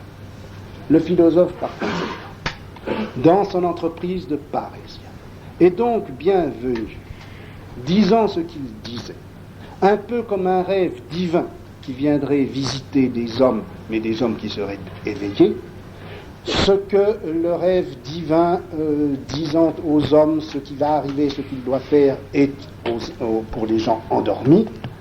Le discours du philosophe le sera pour les hommes éveillés. Le philosophe est bien un Dieu qui vient visiter les hommes, mais il leur parle quand ils sont éveillés. Mais ce rêve divin, il ne tiendra sa vérité, il n'aura passé son épreuve de vérité qu'à la condition qu'il soit, et alors le texte le dit clairement, lorsque vous aurez ergasesté, lorsque vous aurez élaboré en réalité, lorsque vous aurez travaillé jusqu'à ce que ces choses soient effectivement accomplies et qu'elles rencontrent à ce moment-là d'une façon claire leur bonne fortune, qu'elle soit eutuquée. La bonne fortune, ce qui fera le bonheur réel des Syracusins, ce sera précisément l'élaboration en réalité qu'ils auront fait de ce rêve divin que le philosophe leur aura communiqué, vient de leur communiquer pendant leur veille. Et voilà comment, vous voyez, ce thème de la parésia, qui est donc l'activité que Platon reconnaît et revendique.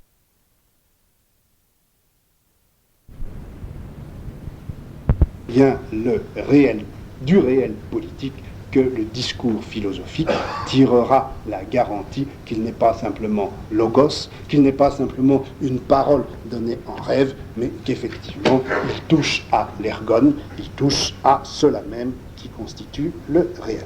Nous avons là, si vous voulez, je crois, un ensemble d'éléments qui recoupent ce que j'avais essayé de vous dire à propos de la fonction même de parésias. Bon, alors maintenant, si vous voulez, dans la seconde partie du cours, j'essaierai de reprendre ces éléments. Je m'excuse, ces conseils platoniciens ont encore une fois une allure assez banale qui rend leur analyse un peu fastidieuse, mais je crois qu'il est possible, en les relisant à un certain niveau, de voir apparaître un certain nombre de problèmes, de thèmes qui sont fort importants pour ce qui est de la destinée des rapports entre philosophie et politique dans la pensée occidentale. J'essaie de vous expliquer ça tout à l'heure.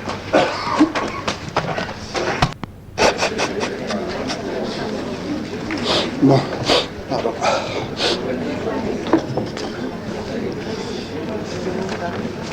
Bon, alors je crois que... Tâchez d'être... Bref. Je crois que ces conseils de Platon, encore une fois, décevants à qui les lirait du point de vue de la réflexion, de l'analyse politique chez les Grecs, décevants surtout si on le compare à ce qu'on peut trouver chez Thucydide, ces conseils tout de même, quand on les lit d'une certaine façon, permettent, je crois, de faire apparaître trois choses importantes. Premièrement,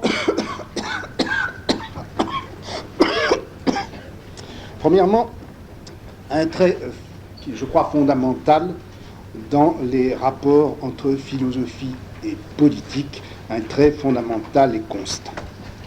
Deuxièmement, je crois qu'il fait apparaître une conjoncture historique particulière, mais qui a une assez longue portée historique pour engager pratiquement le destin des rapports entre philosophie et politique jusqu'à la fin de l'Antiquité. Enfin, troisièmement, il me semble qu'à travers ces textes, et c'est cela surtout sur quoi je voudrais insister, ces textes, ces conseils montrent bien, je crois, le point où précisément la philosophie et la politique, le philosopher et l'activité viennent se rejoindre, le point où précisément la politique peut servir d'épreuve de réalité à la philosophie. Premièrement, le trait fondamental et récurrent des rapports entre philosophie et politique qui se dégage à propos de ces textes, c'est celui-ci, et il est au fond très simple. Je crois qu'il faut bien le comprendre. Le caractère, si vous voulez, faible, banal, général, je crois n'avoir pas exagéré en vous montrant combien, tant du point de vue politique que du point de vue philosophique, ces textes ne disaient pas grand-chose. Caractère faible, général, banal, les conseils que Platon donne à ses correspondants ne montrent pas, je crois, que Platon était, si vous voulez, naïf en fait de politique. Il montre, je crois, que les rapports entre philosophie et politique ne sont pas à chercher dans la capacité éventuelle de la philosophie à dire vrai sur les meilleures manières d'exercer le pouvoir. Après tout, c'est à la politique elle-même de savoir et de définir quelles sont les meilleures manières d'exercer le pouvoir. La philosophie n'a pas à dire vrai sur cela. Mais la philosophie a à dire vrai. Si vous voulez, nous en tiendrons là pour l'instant et on essaiera de spécifier ensuite. La philosophie, je crois, a à dire vrai, non pas sur le pouvoir, mais par rapport au pouvoir, en relation avec lui, dans une sorte de vis-à-vis avec lui, ou d'intersection avec lui. La philosophie n'a pas à dire au pouvoir que faire, mais elle a à exister comme dire vrai dans une certaine relation à l'action politique. Rien de plus, rien de moins. Ce qui ne veut pas dire, bien sûr, que cette relation ne puisse pas être spécifiée. Mais elle peut être spécifiée de différentes manières. Et ce rapport du dire vrai philosophique à la pratique politique, ou à la juste pratique politique, cette relation peut prendre bien des formes. Précisément, à l'époque même de Platon, et parmi ses successeurs de Socrate, dont Platon lui-même était un d'entre eux, on trouve d'autres façons de définir la relation à la politique. Et la relation pourtant nécessaire, indispensable, obstinée, têtue, du discours philosophique ou de la vie philosophique à la pratique politique. Regardez chez cet autre versant du socratisme, le versant le plus opposé qu'on puisse imaginer au platonisme, c'est-à-dire les cyniques. Dans le cynisme, vous avez également un rapport, et un rapport qui est très marqué, très appuyé, entre le dire vrai philosophique et la pratique politique, mais sur un tout autre mode. Et vous le savez, c'est sur le mode à la fois de l'extériorité, de l'affrontement, de la dérision, de la moquerie et de l'affirmation d'une nécessaire extériorité. En face de Platon qui va chez Denis donner des conseils aux tyrans, il faut se rappeler qu'il y avait Diogène qui, précisément, prisonnier, quelque temps de là, fait prisonnier par Philippe après la bataille de Chéronée, se trouve en face du tyran, enfin en face du tyran, en face du monarque, en face du souverain macédémonien, et le souverain macédémonien lui dit « Qui donc es-tu » Et Diogène répond « Je suis l'espion de ton avidité ». Ou encore le dialogue fameux de Diogène, ce même Diogène avec le fils de Philippe, avec Alexandre. Même question aussi, qui es-tu? Mais cette fois, c'est Diogène qui pose la question à Alexandre, qui es-tu? Et Alexandre répond, je suis le grand roi Alexandre. Et à ce moment-là, Diogène répond, eh bien, moi, je vais te dire qui je suis Diogène le chien. L'extériorité absolue de personnage philosophique et du personnage royal est ainsi affirmée exactement à l'encontre de cela même qui est proposé par Platon. Le roi philosophe, le philosophe qui est roi, que peut-il y avoir de plus éloigné de cela que cette réplique typiquement, exactement, mot à mot anti-platonicienne, je suis le grand roi Alexandre, je suis Diogène le chien. Et Diogène Laërce, qui rapporte cette anecdote, la fait suivre aussitôt, sans préciser si c'est à Alexandre que l'explication a été donnée ou si c'était d'une façon générale. En tout cas, Diogène Laërce rapporte que Diogène le cynique expliquait son aphorisme « Je suis un chien » en disant « Je suis un chien parce que je caresse ceux qui me donnent, j'aboie ceux qui ne me donnent rien, je mords ceux qui sont méchants. » Et alors, vous voyez l'intéressant jeu entre l'affirmation philosophique, la parésia philosophique et le pouvoir politique. La parésia philosophique de Diogène qui consiste essentiellement à se montrer dans sa nudité naturelle hors de toutes les conventions et hors de toutes les lois artificiellement imposées par la cité.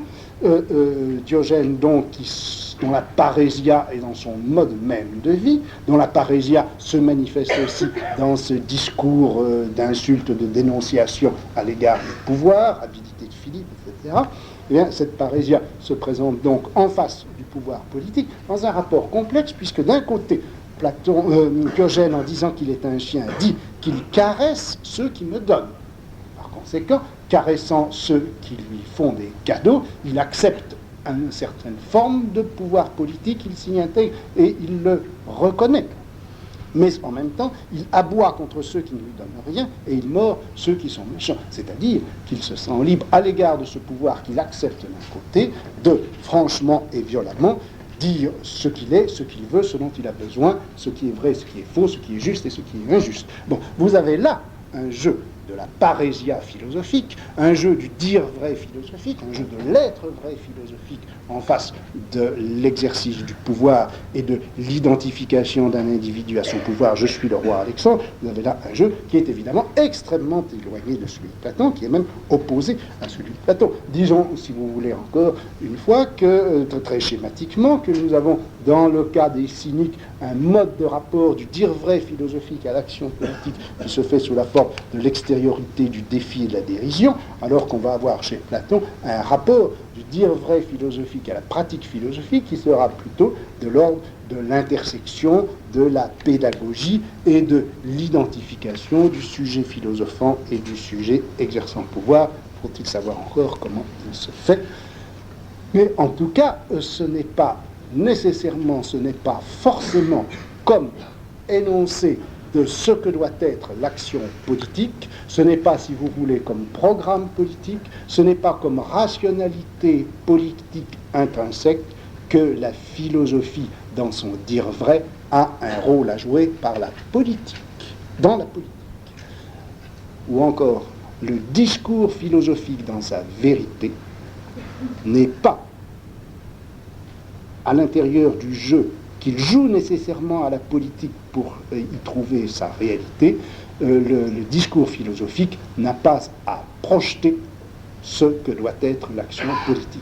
Il ne dit pas le vrai de l'action politique, il ne dit pas vrai pour l'action politique, il dit vrai par rapport à l'action politique, par rapport à l'exercice de la politique, par rapport au personnage politique. Et je crois que c'est cela, ce que j'appelle un trait récurrent et permanent et fondamental du rapport à la politique, de la philosophie à la politique. Il me semble que ceci, qui est déjà très sensible en ce point historique que nous nous plaçons, ceci reste vrai tout au long de l'histoire des rapports, enfin, reste vrai et risque toujours de n'être pas, reste vrai et risque toujours de n'être pas vrai dans toute l'histoire des rapports entre la philosophie et la politique. Mais il me semble que si l'on veut effectivement bien comprendre ces rapports, il faut garder à l'esprit que, encore une fois, la philosophie a à dire vrai par rapport à la politique, elle n'a pas à dire ce que la politique a véritablement à faire. Et si vous reprenez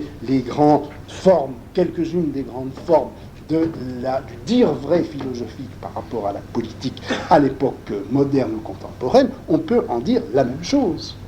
La théorie philosophique de la souveraineté, la philosophie des droits fondamentaux, la philosophie envisagée comme critique sociale, toutes ces formes de philosophie, toutes ces formes de véridiction philosophique, elles n'ont aucunement à dire comment gouverner, quelles décisions prendre, quelles lois adopter, quelles institutions mettre au point.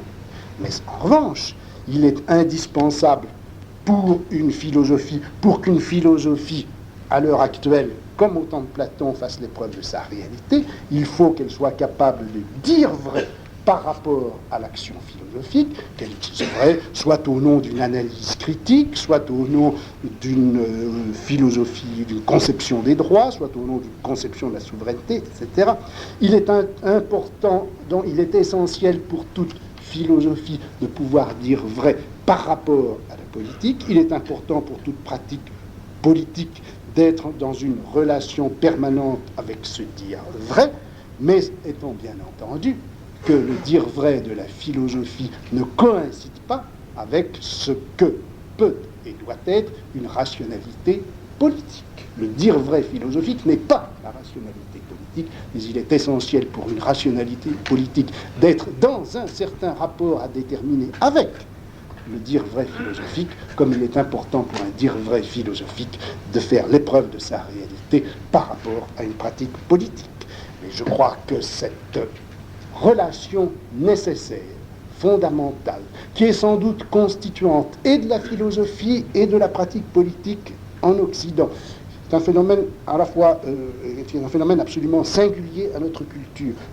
La coexistence et la corrélation de la pratique politique et du dire vrai philosophique, cette corrélation ne doit jamais être conçue comme une coïncidence acquise ou comme une coïncidence à acquérir.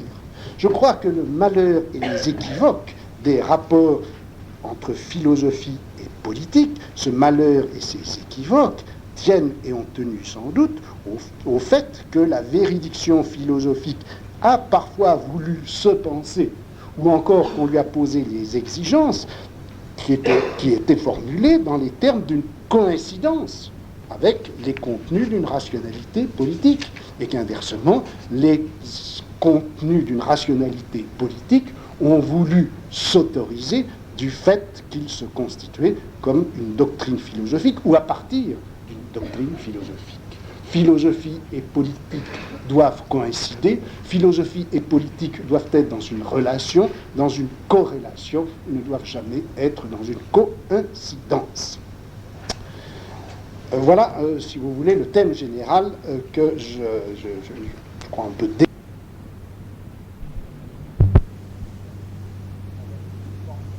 avec les formes de rationalité politique que développe Thucydide, mais pour une raison très simple, c'est que pour Platon, et d'une façon générale, me semble-t-il, pour la philosophie occidentale, le véritable enjeu n'a jamais été de dire aux hommes politiques que faire. Leur enjeu a toujours été en face des hommes politiques, en face de la pratique politique, en face de la politique, d'exister comme discours philosophique et comme véridiction philosophique. Voilà le premier. Deuxième thème, je crois que l'on peut dégager de ces textes platoniciens que j'ai lus dans la première heure, c'est ceci. C'est que on y voit se dégager une conjoncture historique très particulière. À la fois singulière, bien sûr, mais qui va être dominante pour une longue durée, et comme je vous le disais, elle va être dominante pratiquement jusqu'à la fin de l'Antiquité. En effet, vous vous souvenez, je vous l'avais déjà indiqué, dans ses conseils, et surtout dans la première des séries de conseils que Platon donne à Denis, la place qui est réservée à l'organisation même de la cité, la place qui est accordée à la Constitution, aux lois, aux tribunaux, est assez restreinte et ne semble pas les plus importants. En revanche, apparaissent importants, dominants, dans les conseils donnés par Platon à Denis puis aux amis de Dion. C'est un problème qui touche aux alliances, qui touche aux rapports entre vainqueurs et vaincus, qui touche aux relations entre les différentes cités fédérées, entre la métropole et les colonies, touche à la façon de gouverner les cités soumises, touche au problème de savoir à qui déléguer les pouvoirs, quels sont les types de relations qu'il y aura entre ceux qui commandent dans la cité, disons, métropole et les autres. C'est-à-dire que les problèmes qui sont évoqués pour leur plus grand nombre sont des problèmes qu'on pourrait dire des problèmes d'empire et des problèmes de monarchie. Sans doute, ces problèmes Cela concerne-t-il la Sicile, c'est-à-dire encore un monde très proche du monde hellénique classique organisé autour de petites unités que sont les cités, avec leurs rivalités, leurs alliances, leurs fédérations, leur système de colonisation, etc. Mais je crois aussi que ce sont des problèmes qui, à l'époque où Platon écrit, sont en train, obscurément, et sans que les choses soient encore tout à fait décidées, dessinées, ce sont les problèmes qui vont devenir les problèmes politiques réels du monde hellénistique et, a fortiori, du monde romain. C'est-à-dire qu'à partir de la constitution des grandes monarchies hellénistiques, à partir, évidemment, bien sûr, de l'organisation d'un monde impérial romain sur tout le pourtour de la Méditerranée, vous voyez bien que le problème politique concret, précis d'ailleurs, ça va être le problème du type d'unité politique à organiser. Dès lors que la cité, la forme de la cité, la formule de la cité ne peut plus évidemment correspondre à un type d'exercice du pouvoir qui doit géographiquement, qui doit en termes d'espace et en termes de population dépasser infiniment ses limites, comment est-ce que l'on va pouvoir unifier, comment est-ce qu'on va pouvoir penser une unité politique? Le corps de la cité n'est plus la formule modèle, on ne peut plus penser l'unité politique comme le corps même de la cité ou des citoyens. Comment est-ce que l'on va pouvoir penser l'unité politique? Deuxièmement, autre problème immédiatement lié à celui-ci, c'est comment est-ce que le pouvoir qui, dans ses unités, ne peut être conçu, n'était conçu que dans la forme d'une sorte de monarchie, comment ce pouvoir qui est en un sens entre les mains du monarque va-t-il pouvoir être distribué, réparti, hiérarchisé tout au long, sur toute la surface de cette grande unité politique? Quel est le mode d'être de ces nouvelles unités politiques qui sont en train de se dessiner? Quel est le mode de répartition, de distribution, de différenciation du pouvoir à l'intérieur de ces unités? Ce sont là les problèmes politiques, vous le voyez, qui affleurent à travers les textes de Platon que je viens de vous lire, et qui, à l'époque, bien sûr, commencent à se poser, sont visibles à travers la situation syracusaine, mais qui vont, bien sûr, vous le savez, de dominer toute la pensée politique jusqu'à l'Empire romain. Et au fond, les grands problèmes politiques, ceux qu'on verra aborder, et je vous rappelais tout à l'heure, je vous citais le discours de Mécène à Auguste, tel qu'il est raconté par Dion Cassius, ces discours-là, ce type-là de réflexion politique, ce qu'on va trouver aussi chez Dion Chrysostome à propos du monarque, ce qu'on peut trouver chez Plutarque aussi, toute la pensée politique du 1er second siècle de notre ère vont également continueront à tourner autour de ce problème. Quel est le mode d'être de ces nouvelles unités politiques qui sont en train de se bâtir au-dessus des cités sans les détruire tout à fait, mais qui sont d'un autre ordre qu'elles? Et deuxièmement, quel est le type de pouvoir que le monarque doit y exercer?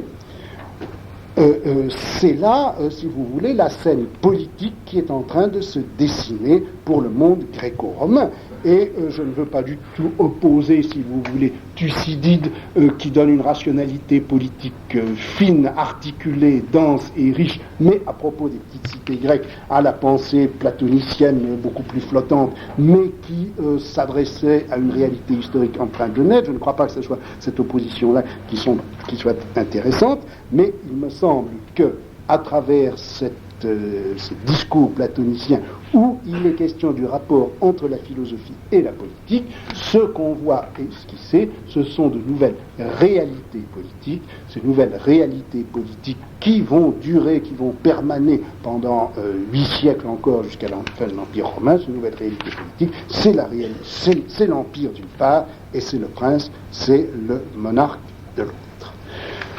Troisième point sur lequel je voudrais insister, donc le premier c'était je crois, ce principe récurrent de la corrélation non coïncidente entre pratique politique et philosophie à travers toute la pensée occidentale. Le second point, c'était cette conjoncture politique tout de même historique et politique nouvelle qui est en train de se dessiner à l'époque où Platon écrit. Et alors le troisième point sur lequel je voudrais insister, c'est que Il me semble qu'en faisant jouer ces deux choses, si vous voulez, la structure permanente des rapports entre philosophie et politique, et puis cette conjoncture nouvelle, on voit exactement ce que Platon veut dire lorsqu'il insiste pour que le philosophe parle au souverain, mieux lorsqu'il insiste pour dire que le souverain doit être lui-même philosophe. En effet.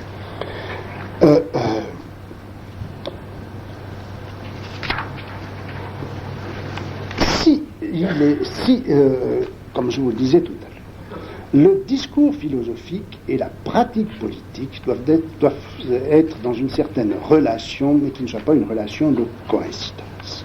Quelle est pour Platon cette relation et où va-t-elle s'établir?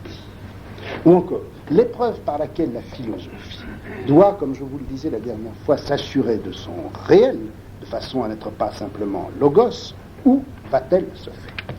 Le vis-à-vis de la philosophie et de la politique, qui implique à la fois leur rapport nécessaire et leur non-coïncidence, où est-ce qu'il s'inscrit? Bien, je crois qu'on a là un grand problème. Je vous évoquais tout à l'heure la solution qui était la solution des cyniques, et les cyniques qui, au fond, plaçaient le rapport entre le dire vrai philosophique et l'exercice du pouvoir politique, ils l'a placé au fond sur la place publique. Les cyniques sont des hommes de la rue, sont des hommes de l'agora, ce sont des hommes de la place, ce sont des hommes de l'opinion aussi. Le lieu de la relation entre le dire vrai philosophique et cet exercice du pouvoir politique qui est maintenant entre les mains du monarque, de ce personnage nouveau, de cette réalité politique nouvelle à l'époque, c'était donc dans la forme de cet affrontement défi-dérision dont Diogène donnait l'exemple vis-à-vis d'Alexandre. Pour Platon, où est-ce que va être le lieu de cette relation nécessaire et non coïncidente entre le dire vrai philosophique et la pratique politique?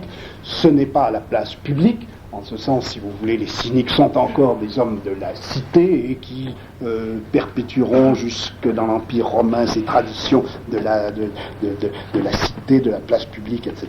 Pour Platon, le lieu de cette relation non coïncidente, ce n'est pas la place publique, c'est l'âme du prince. Il me semble qu'on touche là à quelque chose qui est assez important dans l'histoire de la pensée politique, de la philosophie et des rapports entre politique et philosophie en Occident. Il me semble que la polarité cynisme-platonisme a été quelque chose d'important, de sensible et explicite très tôt, de durable aussi. Platon et Diogène s'opposent. D'ailleurs, Diogène Laërce en rapporte le témoignage. Diogène, le cynique, aurait été vu un jour par Platon en train de laver sa salade. Diogène lavait sa salade. Platon le voit et lui dit, rappelant que Denis avait fait appel à Diogène, mais que Diogène avait refusé les appels de Denis, Platon dit à Diogène, si tu avais été plus poli avec Denis, tu ne serais pas obligé de laver ta salade. Ce à quoi Diogène lui répond, eh bien toi, si tu avais pris l'habitude de laver ta salade, tu n'aurais pas été l'esclave de Denis. Eh bien, cette anecdote de Diogène Laërce est, je crois, très, très importante et très sérieuse. Elle indique les deux pôles, je crois, selon lesquels, très tôt par conséquent, dès le IVe siècle, ce problème du point de rencontre entre un dire vrai philosophique et une pratique politique a trouvé deux lieux d'insertion. La place publique ou l'âme du prince. Et on peut dire que tout au long de l'histoire de la pensée occidentale, on va retrouver ces deux polarités. Est-ce que le discours philosophique doit être celui qui s'adresse à l'âme du prince pour la former, ou est-ce que le discours politique, ou est-ce que le discours vrai de la philosophie doit se tenir sur la place publique, en défi, en affrontement, en dérision, en critique, par rapport à l'action du prince et à l'action politique? Souvenez-vous, au fond, ce qu'on avait vu dans ce texte sur l'Aufklärung par lequel j'avais commencé le cours de cette année. Dans l'Aufklärung, justement, mais dans cette théorie de l'Aufklärung, Kant essaie de faire tenir les deux choses à la fois. Et il essaie d'expliquer comment le dire vrai philosophique a simultanément deux lieux qui sont non seulement compatibles, mais qui s'appellent l'un l'autre. D'une part, le dire vrai philosophique a son lieu dans le public, et le dire vrai philosophique aussi, a son lieu dans l'âme du prince, si le prince est un prince éclairé. On a là, si vous voulez, une sorte d'éclectisme kantien, ce qui essaie de faire tenir ensemble ce qui a été traditionnellement, depuis l'histoire de la salade entre Platon et Diogène, qui a été le grand problème des rapports philosophie et politique en Occident. Est-ce que ce sera sur la place publique? Est-ce que ce sera dans l'âme du prince? Bon, revenons donc à Platon, puisque c'est de lui que l'on parle. Il est clair que pour Platon, donc, le rapport philosophie-politique doit se faire dans l'âme du prince, mais faut-il encore savoir au juste comment ce rapport s'établit? Est-ce que ce n'est pas sous la forme de la coïncidence? Est-ce que dire que le prince doit être philosophe ne revient pas à dire que le prince ne doit prendre de décisions politiques, ne doit agir comme acteur politique qu'à partir d'un savoir et de connaissances philosophiques qui lui diront que faire? Eh bien, prenons, si vous voulez, les textes mêmes par lesquels Platon, dans la lettre 7 d'une part et dans la République de l'autre, parle de cette coïncidence dans l'âme du prince entre l'action politique et la philosophie. Il dit ceci, dans la lettre 7, que je vous citais ce passage la dernière fois, c'est en 326b.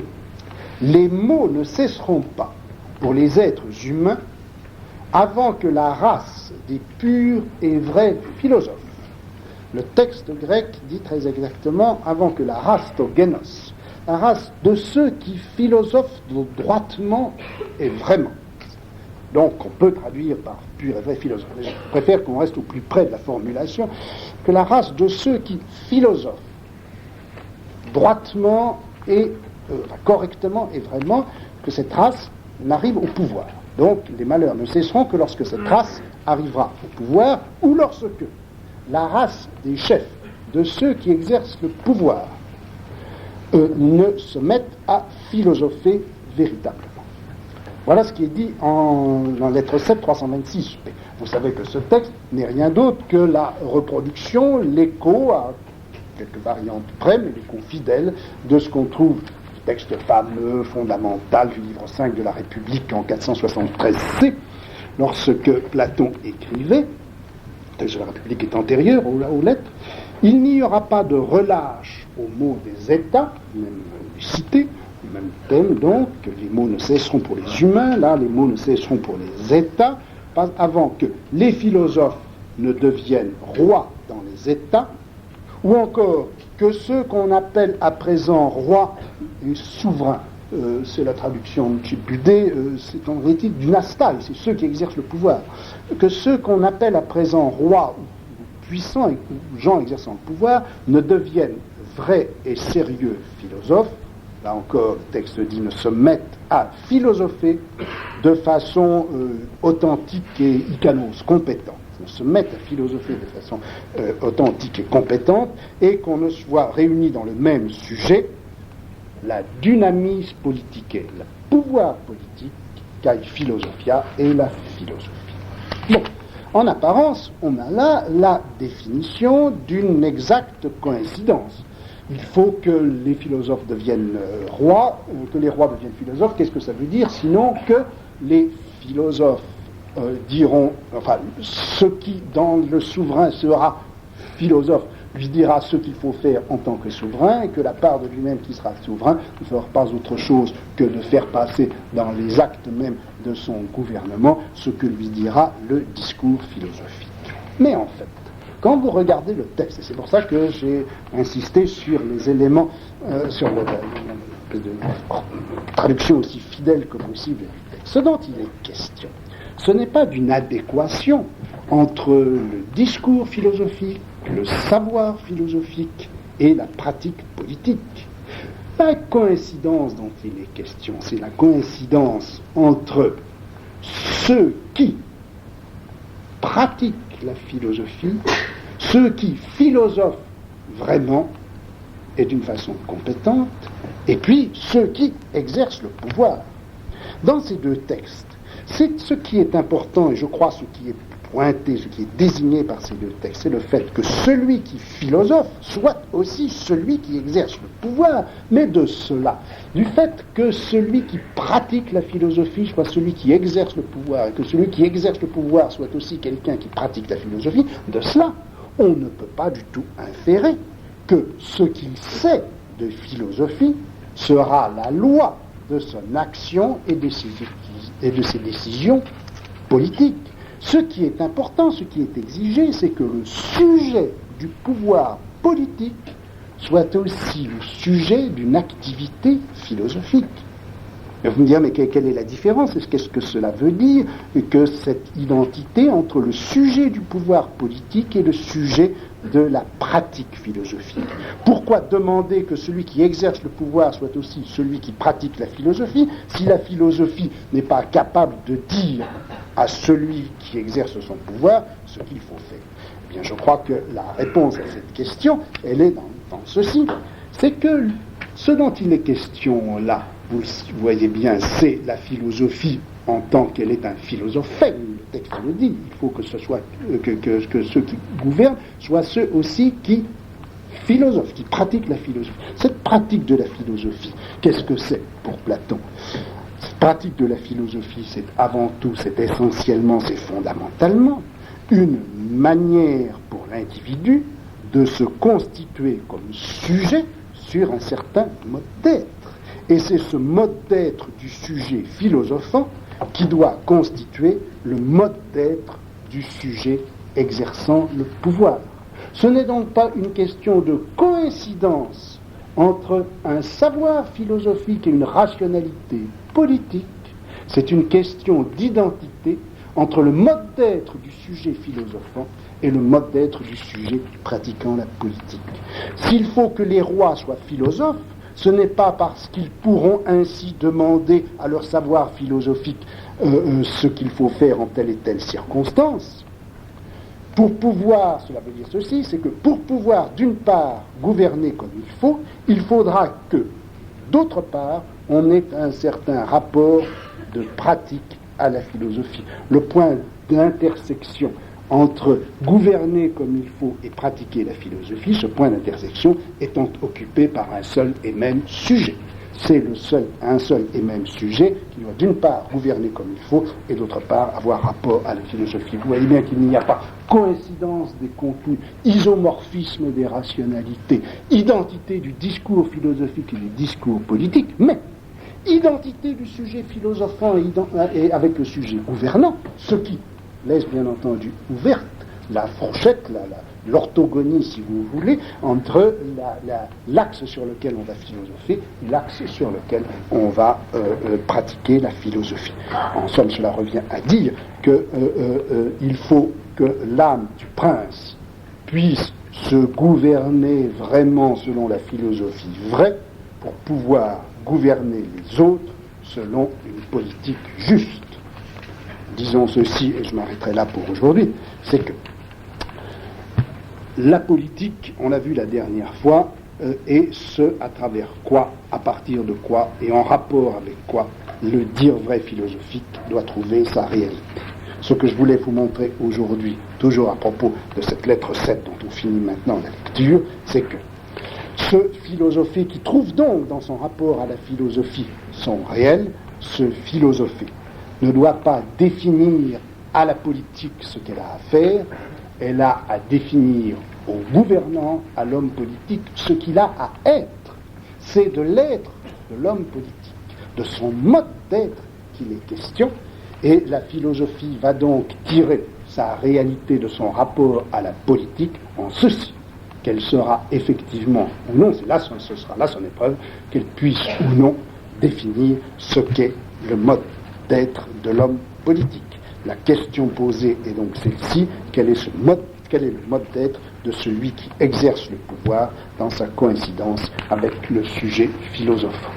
Il me semble qu'on a là un problème qui a été absolument capital dans toute l'histoire des rapports entre la philosophie et la politique dans l'Antiquité.